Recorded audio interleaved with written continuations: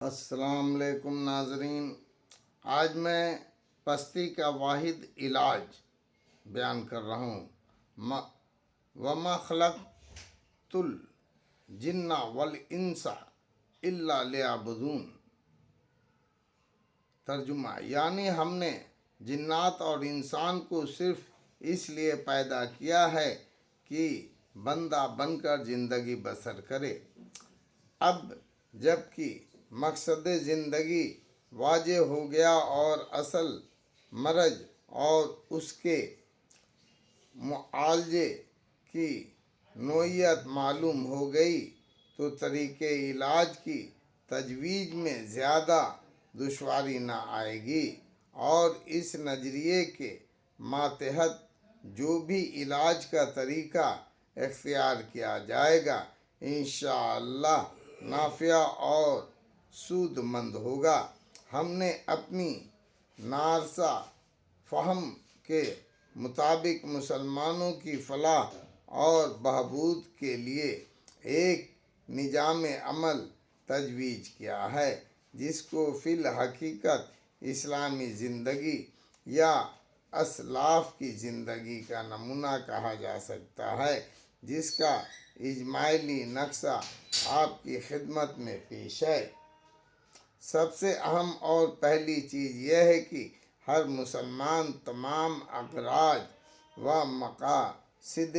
دنیاوی کے قطع نظر کر کے اعلیٰ کلمت اللہ اور اشاعت اسلام اور احکام خداوندی کے رواج اور سرسبزی کو اپنا نصب العین بنا دے، اور اس بات کا پختہ عہد کرے کہ حق تعالیٰ کے ہر حکم کو مانوں گا اور اس پر عمل کرنے کی کوشش کروں گا، اور کبھی خداوند کریم کی نافرمانی نہ کروں گا، اور اس نصب العین کی تکمیل کے لیے اس دستور العمل پر کاربند ہو۔ کلمہ لا الہ الا اللہ محمد رسول اللہ کا صحیح الفاظ کے ساتھ یاد کرنا اور اس کے معنی و مفہوم کو سمجھنا اور ذہن نشین کرنے کی کوشش کرنا، نماز کا پابند ہونا، اس کے آداب و شرائط کا لحاظ رکھتے ہوئے خشوع اور خضوع، عاجزی اور خوف کے ساتھ ادا کرنا، اور ہر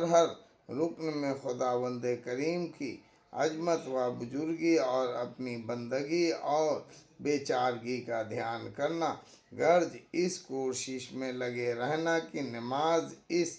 طرح ادا ہو جو عزت کی بارگاہ کی حاضری کی شایان شان ہو۔ ایسی نماز کی کوشش کرتا رہے اور حق تعالیٰ کے اس کی توفیق طلب کرے۔ اگر نماز کا طریقہ معلوم نہ ہو تو اس کو سیکھے اور نماز میں پڑھنے کی تمام چیزوں کو یاد کرے۔ قرآن کریم کے ساتھ وابستگی اور دل بستگی پیدا کرنا، جس سے دو طریقے ہیں: کچھ وقت روزانہ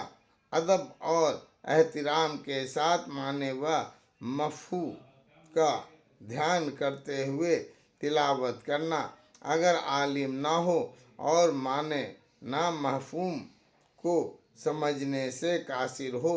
تب بھی بغیر معنی سمجھے کلام ربانی کی تلاوت کرے اور سمجھے کہ میری فلاح و بہبود اسی میں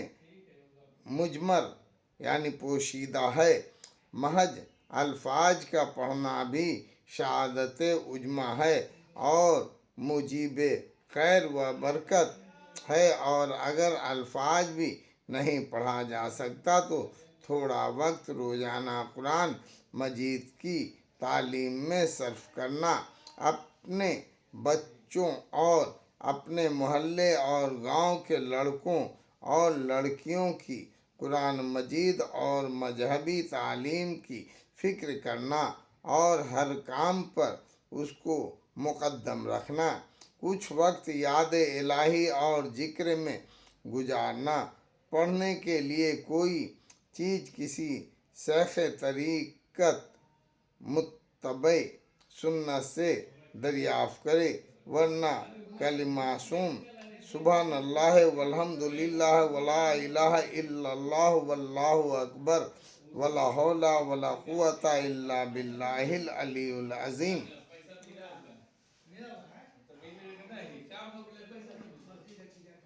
اور درود و استغفار کی ایک ایک تسبیح صبح اور شام معنی کا دھیان کرتے ہوئے جی لگا کر اطمینان قلب کے ساتھ پڑھے۔ حدیث میں اس کی بڑی فضیلت آئی ہے۔ ہر مسلمان کو اپنا بھائی سمجھنا، اس کے ساتھ ہمدردی اور غم خواری کا برتاؤ کرنا، فسق اسلام کی وجہ سے اس کا ادب و احترام کرنا اور ایسی باتوں سے بچنا جو کسی مسلمان بھائی کی تکلیف و اذیت کا باعث ہو، ان باتوں کا خود بھی پابند بنے اور کوشش کریں کہ ہر مسلمان ان کا پابند بن جائے، جس کا طریقہ یہ ہے کہ خود بھی اپنا کچھ وقت دین کی خدمت کے لیے فارغ کریں اور دوسروں کو بھی ترغیب دے کر دین کی خدمت اور اشاعت اسلام کے لیے آمادہ کریں۔ جس دن کی اشاعت کے لیے انبیاء کرام نے مشقتیں برداشت کی، طرح طرح کے مصائب میں مبتلا ہوئے، صحابہ کرام اور ہمارے اسلاف نے اپنی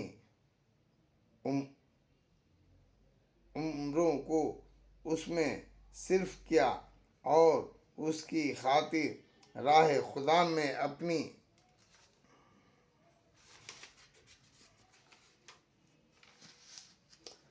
جانوں کو قربان کیا۔ اس دن کی